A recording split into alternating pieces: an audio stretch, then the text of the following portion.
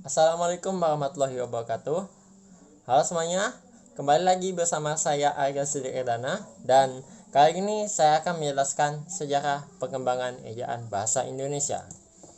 Bahasa Indonesia merupakan bahasa persatuan yang digunakan sebagai bahasa resmi oleh negara Indonesia. Apa saja perkembangan ejaan bahasa Indonesia? Berikut macam-macam ejaannya. Yang pertama adalah ejaan Van Ophuijsen. Ejaan ini dibentuk pada tahun 1901 dan disusun oleh Charles A. Van Ophuijsen yang berasal dari Belanda, Engku Sultan Mahmud Nawawi, dan Muhammad Taib Sultan. Ejaan ini adalah ejaan pertama yang digunakan oleh bangsa Indonesia. Ejaan kedua adalah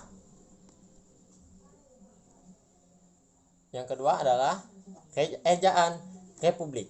Ejaan ini diresmikan pada tanggal 19 Maret 1947 oleh Raden Suwandi. Ejaan Republik ini disebut juga dengan Raden Suwandi. Ejaan Republik ini adalah penyederhanaan terhadap ejaan Van Ophuijsen yang sebelumnya digunakan. Beberapa perubahan dan perbedaan dari ejaan Republik dengan ejaan Van Ophuijsen di antaranya adalah huruf OE menjadi huruf U. Contohnya, baru menjadi baru. Tanda apostrof atau tanda hamzah diganti menjadi huruf K atau tidak dituliskan. Contoh, rakyat menjadi rakyat. Selanjutnya adalah kata ulang boleh ditandai dengan angka 2 dalam ejaan Republik.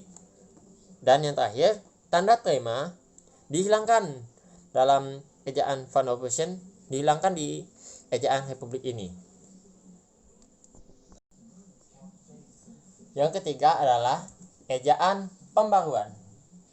Ejaan pembaruan diresmikan pada tahun 1957 alias tahun penyelesaian ejaan tersebut oleh Panitia Pembaharuan Ejaan Bahasa Indonesia yang dipimpin oleh Profesor Piono dan E. Katopo, dengan isian yang pertama, pembuatan standar satu huruf.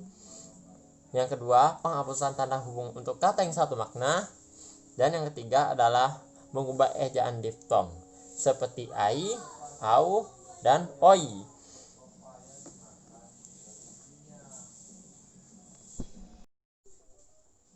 Dua tahun kemudian, setelah ejaan pembaruan, ada lagi ejaan Melindo yang disusun pada tahun 1959. Ejaan Melindo ini singkatan dari ejaan Melayu Indonesia.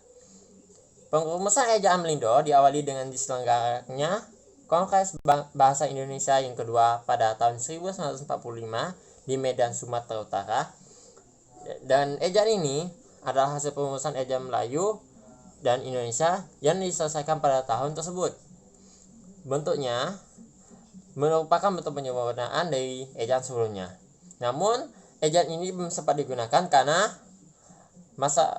masa hubungan antara Republik Indonesia dengan Malaysia sedang kurang baik. Ada yang hal berbeda di ejaan Melindo. Sebelum ada hal yang berbeda, tujuan ejaan Melindo adalah menyamakan ejaan antara kedua negara. Ada hal yang berbeda dari ejaan Melindo setelah ini.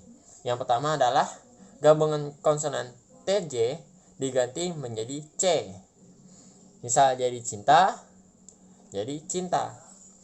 Ada lagi gabungan kosongan NJ menjadi NC yang sama selagi masih baru. Dan yang terakhir, gabungan konsonan TS menjadi N.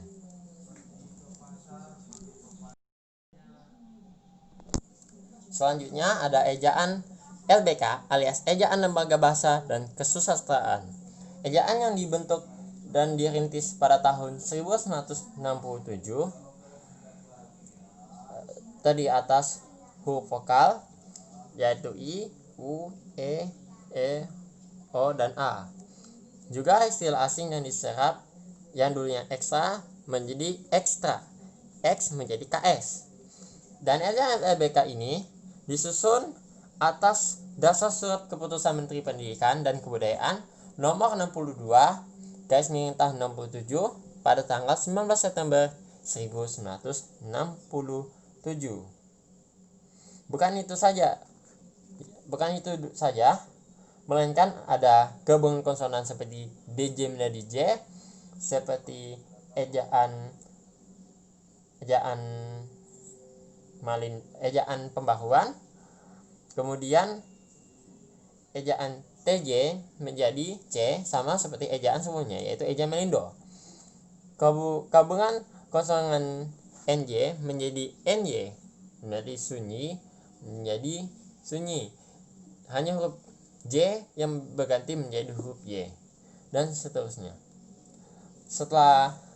Bukan itu saja, adalah gabungan konsonan SJ menjadi SY dan CH menjadi KH.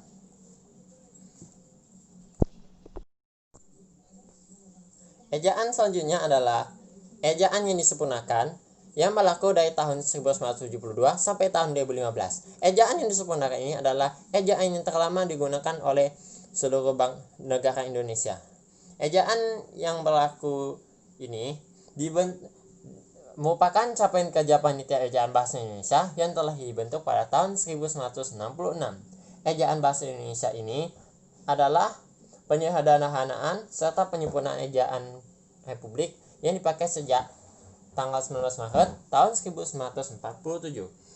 Ejaan ini diresmikan pada tanggal 17 Agustus tahun 1972 atau bertepatan dengan hari ulang tahun kemerdekaan Republik Indonesia yang ke-27 melalui keputusan Presiden nomor ke-57 tahun 1972. Ada beberapa kebijakan baru yang ditetapkan dalam EYD seperti dalam video ini, yaitu bahasa serapan, pemakaian kata, penempatan tanda baca, pemakaian huruf kapital, pemakaian cetak miring, penyebutan huruf E, dan penulisan singkatan serta akronim. Selain itu, kata ulang yang dulunya angka 2 menjadi menggunakan tanda ulang lagi, seperti anak-anak, salam-salam, bapak-bapak, dan seterusnya. Bukan itu saja, ada huruf F, V, dan Z yang merupakan unsur serapan dari bahasa asing sudah menjadi pemakaian yang resmi, yaitu visi, valuta, universitas, khilaf, zakat, khazanah, dan yang lainnya. Ada juga huruf Q dan X yang lazim menggunakan dalam bidang ilmu pengetahuan, yaitu kata fukon dan senon. Dan ejaan yang disempurnakan menggagasan yang setelah saya sampaikan dalam video ini. Yang terakhir adalah ejaan bahasa Indonesia. Ejaan bahasa Indonesia atau pedoman ejaan bahasa Indonesia diresmikan pada tahun 2015 berlandaskan Peraturan Menteri Pendidikan dan Kebudayaan Republik Indonesia nomor 50 tahun 2015. EBI atau PUEBI dibangun atas dasar EYD sebelumnya dan hanya ada penambahan aturan dalam penulisan. Yang pertama adalah penambahan huruf vokal diftong, yaitu ai, au, dan oi. Itu dalam EYD. Dan untuk EBI menambahkan satu vokal diftong, yaitu e, misalnya pada kata geser dan survei. Yang kedua adalah penggunaan huruf kapital pada unsur julukan.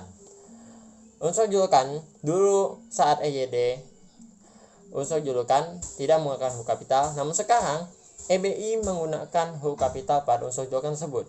Dan yang terakhir adalah penggunaan huruf tebal. Dalam EYD ini, judul buku, bab, dan semacam hal yang sesuai, serta mengkhususkan huruf dan menulis tema atau subtema, dia ada dalam EYD.